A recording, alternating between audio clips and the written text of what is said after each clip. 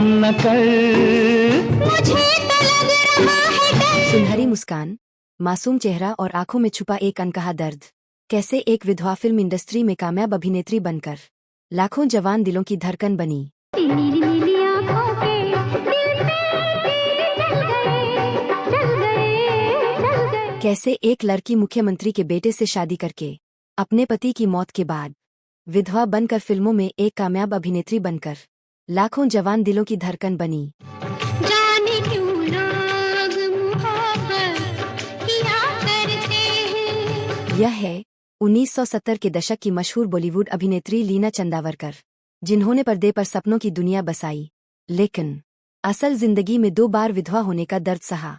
आइए जानते हैं उनकी अनकही कहानी। ए बाबू, इस जंगल में हमने तरह तरह के पंछी पकड़े हैं, पर एक पंछी से सदा दूर रहे। कौन सा पंछी? उल्लू। क्या पता था मर्दुए के रूप में वही गले पड़ेगा। जब सिल्वर स्क्रीन पर यह अदाकारा अपने जलवे बिखरती थी, दर्शकों ने इन्हें बार्बी डॉल कहते यह हिंदी फिल्म इंडस्ट्री के जवान दिलों की धड़कन बन गई। दिखने में यह बहुत ही खूबसूरत थी, मासूमियत उनके चेहरे पर साफ दिखाई देती थी। पर इनकी जिंदगी में एक हादसा ऐसा हुआ कि इन्होंने काफी लंबे वक्त तक अपने आप को एक कमरे में कैद कर लिया। सारे शहर में आप सा कोई नहीं, कोई नहीं। और पूरी दुनिया से छुपकर गुमनामी की जिंदगी जीने लगी। यह अदाकारा रूढ़ेवादे पुराने ख्यालात वाले फैमिली से बिलोंग करती थी, और इसी के चलते इन्होंने अपने फिल्मों में कभी बिकिनी या स्विमसूट तक नहीं पहना और न ही कभी यह पर्दे पर अश्लील सीन दिए। इस खूबसूरत अदाकारा ने 2 बार शादी कर अपना घर बसाया, पर अफसोस उनके दोनों ही पति की बेवक्त मौत हो गई और यह जिंदगी के सफर में अकेली रह गई। आखिर कौन थी यह अदाकारा और क्यों इन्हें सारे लोग अभागन बदनसीब कहते रहे? जीना नहीं चाहती, जीना नहीं चाहती, मैं मरना चाहती हूँ। 70 के दशक के सबसे कामयाब और हसीन अदाकारा लीना चंदावरकर। लीना ने अपनी खूबसूरती, मासूमियत और शानदार अभिनय कला से दर्शकों के दिल जीते और कई सालों तक उस पर राज किया। प्रोफेशनल लाइफ बहुत ही कामयाब रही, पर अगर बात करें उनके पर्सनल लाइफ की तो उसमें बहुत गम और दुख भरे थे। आज हम जानेंगे कि यह एक रूढ़िवादी परिवार से होते हुए कैसे फिल्मों में आई और किन किन मुश्किलों का सामना करना पड़ा। लीना चंदावरकर का जन्म 29 अगस्त 1950 कर्नाटक के धारवाड़ में हुआ।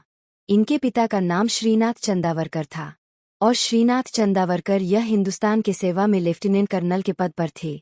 और लीना का एक भाई था जिनका नाम अनिल चंदावरकर था, पर उनकी मां का जिक्र कहीं नहीं मिला।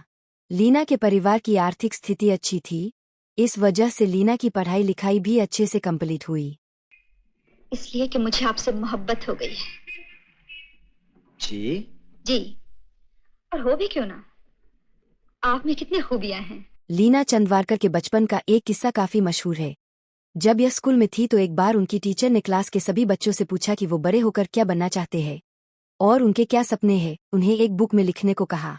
तब लीना ने अपनी बुक में लिखा था कि वो बड़ी होकर एक कामयाब अदाकारा बनना चाहती है। जब टीचर ने यह पाया तब उन्होंने लीना की खूब पिटाई की, क्योंकि वो ऐसा दौर था कि लड़कियों का फिल्मों में काम करने को गलत समझा जाता था। लीना अपनी सोच पर, अपनी जिद पर डटी रही और महज 18 साल की उम्र में उन्होंने अपनी करियर की शुरुआत की। लीना ने अपनी शुरुआत विज्ञापनों से की थी और एक विज्ञापन के दौरान उस वक्त के मशहूर अदाकार सुनील दत्त साहब की नज़र लीना पर पड़ी। फिर दत्त साहब ने लीना को अपनी फिल्म मन का मीत में कास्ट करने का तय किया। लीना ने कोई भी एक्टिंग का कोर्स नहीं किया था और लीना को अभिनय कला सीखने की जिम्मेदारी दत्त साहब ने अपनी धर्मपत्नी नरगिस जी को दिया। पहली पहली बार मुझको ये क्या हो गया। और नरगिस जी ने भी लीना को बड़े अच्छे से अभिनय कला सिखाई। जब लीना अपने करियर की शुरुआत कर रही थी तब अपने परिवार वालों के विरोध का सामना किया। परिवार वालों के सामने डटकर खड़ी रहे और उनसे कहा कि फिल्मों में काम करना ही है। फिर लाख कोशिशें के बाद कुछ शर्तों और प्रतिबंधों के साथ फिल्मों में काम करने के लिए परिवार वालों की रजामंदी मिल गई। लीना ने अपने परिवार वालों के शर्तों और प्रतिबंधों का पालन भी किया। उन्होंने कभी भी अपने परिवार वालों के शर्तों का उल्लंघन नहीं किया। लीना अपने पिता को दिए वादे के अनुसार पर्दे पर कभी किसिंग सीन नहीं दिए और न ही अश्लील दृश्य किया और न ही कभी स्विमसूट या बिकनी पहनी। मेरी दुश्मनी तो पूरी औरत जात से है। ये क्यों सोचती हो लड़की कौन है, किसकी बहन है, किसकी बेटी है। लीना चंदावरकर की पहली फिल्म मन का मीत रिलीज हुई। इस फिल्म में लीना के साथ दत्त साहब के भाई सोमदत्त मुख्य किरदार में थे और इस फिल्म में विलन का अभिनय में विनोद खन्ना ने बखूबी निभाया। सोमदत्त और लीना चंदावरकर की यह पहली फिल्म थी, पर्दे पर आते ही यह फिल्म छा गई और इस फिल्म के जरिए लीना चंदावरकर रातों रात स्टार बन गई। लीना तो स्टार बन गई पर सोमदत्त दर्शकों के दिल में वह जगह नहीं बना पाए जो लीना ने अपने पहली फिल्म से बनाई। इसके बाद साल 1970 में लीना की फिल्म हमजोली रिलीज हुई और इस फिल्म में लीना के साथ अभिनेता जितेंद्र लीड रोल में थे। इस फिल्म ने भी पर्दे पर आते ही अपने जलवे बिखरे और यह फिल्म भी सुपरहिट साबित हुई। इस फिल्म में लीना ने अपने अभिनय कला से दर्शकों के दिल जीत लिए।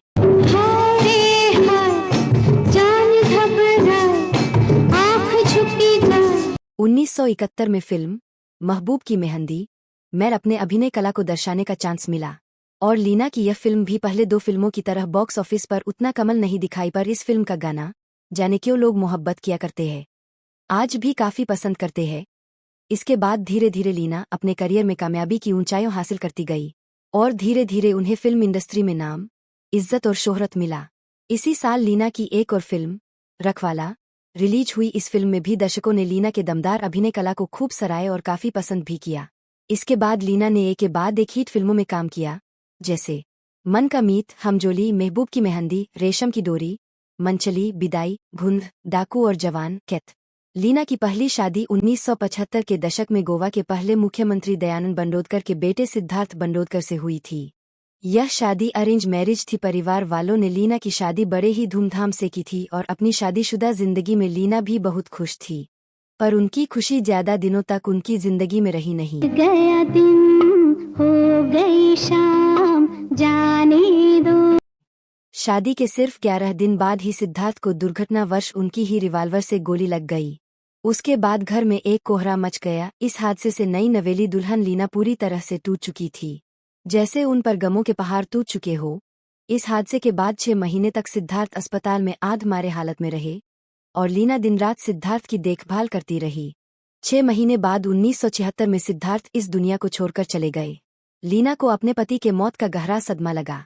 कुछ लोगों का यह कहना है छोटे से उम्र में विधवा होने के वजह से लोग उन्हें कोसने लगे थे। कुछ लोगों ने तो उनके लिए अपशब्द भी कहे, तो कुछ लोगों ने इन्हें अपशगुन और मनहूस तक कह दिया।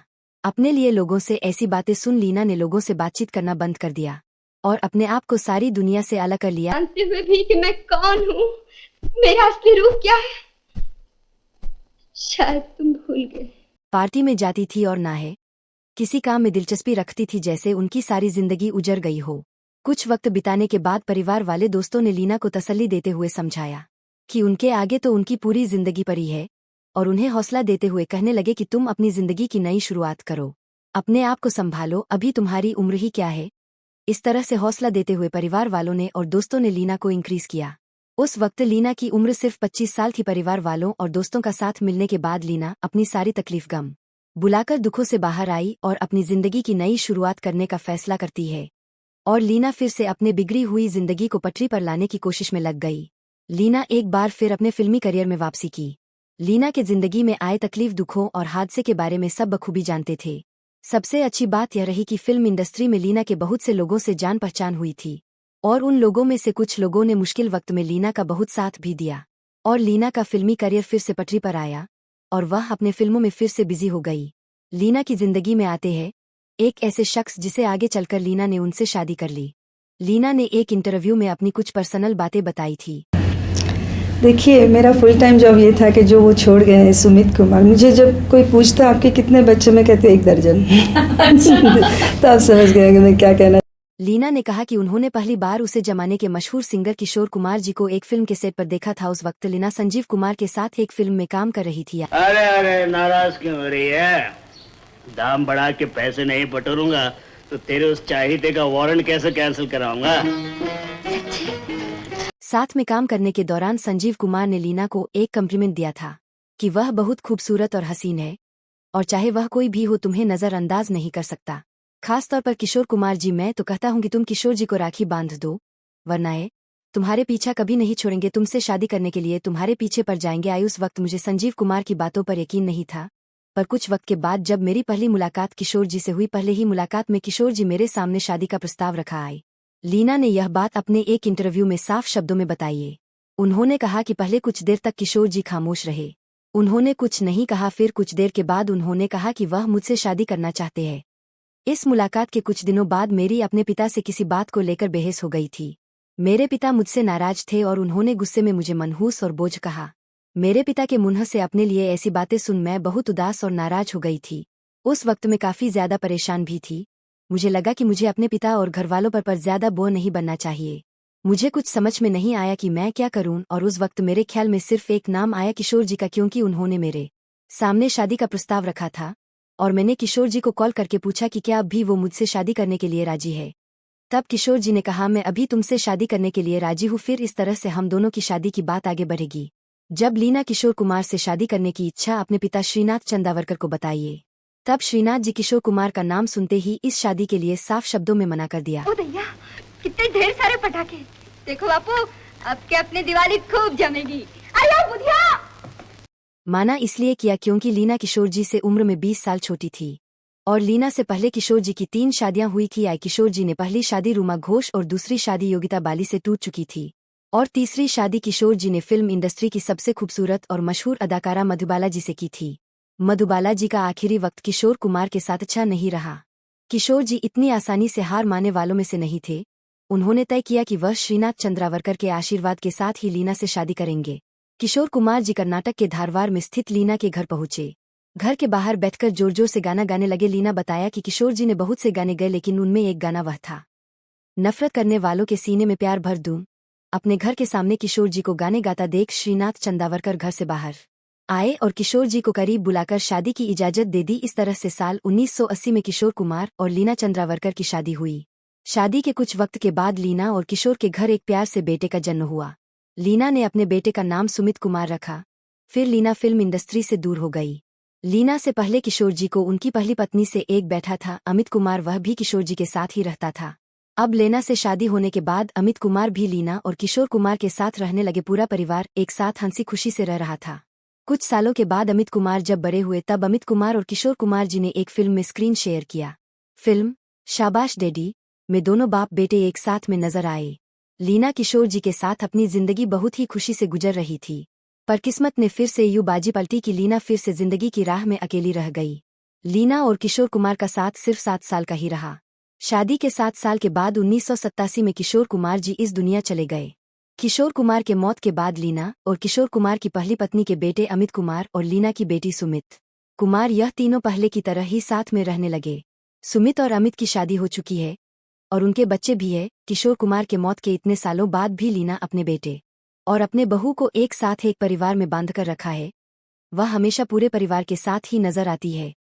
दूसरी अदाकारा की तरह लीना भी कुछ साल पहले विवादों में गिरी रही। कुछ साल पहले 2015 में लीना ने दी हम लोग अवार्ड फंक्शन में शामिल हुई थी। उस दौरान स्टेज पर लीना राम जेठमलानी से मिली थी। मुलाकात के दौरान राम जेठमलानी ने लीना से हाथ मिलाया और हाथ मिलाने के बाद लीना को किस किया था।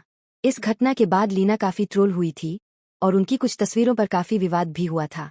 इस विवाद के बाद लीना ने राम जेठमलानी के बचाव में कहा कि लोग मेरे लिए बुरा फील कर रहे हैं, पर मैं उन लोगों को बस इतना बताना चाहती हूँ, न उम्र की कोई सीमा हो और न प्यार का कोई बंधन। इस तरह कहते हुए लीना जी ने राम जेठमलानी को शर्मिंदा होने से बचाया और उनके समर्थन में आगे आई और इस हादसे को ज्यादा ना खींचे इस बात का आग्रह किया था। लीना चंदावरकर आज भी अपने भरे पूरे परिवार के साथ हंसी खुशी से मुंबई में रहती है और अपने बहू और बेटों के साथ अपनी जिंदगी जी रही है। लीना अपने बड़े बेटे अमित कुमार के लिए एक गाना भी लिख रहे हैं और इस गाने को अमित कुमार की आवाज में जल्द ही लोगों के सामने पेश किया जाएगा। अमित कुमार ने आगे आकर एक इंटरव्यू में कहा कि उनकी मां लीना बहुत ही खूबसूरती से लिखते हैं।